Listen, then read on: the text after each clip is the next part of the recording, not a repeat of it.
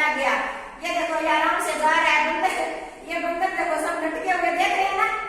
ये यहाँ सोच रहा है, ये पेड़ पे लटका हुआ है, एक नीचे लटका हुआ है। सब लोग ऐसे सोच रहे हैं अब क्या करें, वो तो टुकड़े के बाद क्या। अब इसमें बताओ कि मूर्ख कौन थे इस गाने में? मूर्ख कौन निकले?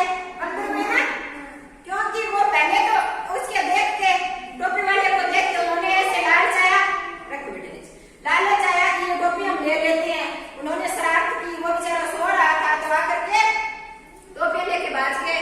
उसके बाद जब बंदर ने अपनी टोपी वाले ने अपनी समझदारी दिखाई ना, अब उसने अपनी टोपी उतारी तो उन्होंने भी टोपी उतार के फेंक दी। इसलिए हमें सीख मिलती है इस कहानी से। इस कहानी से हमें क्या सीख मिलती है कि हमें चालाकी और बेईमानी की बजाय क्या करना चाहिए, समझदारी से काम लेना चाहिए।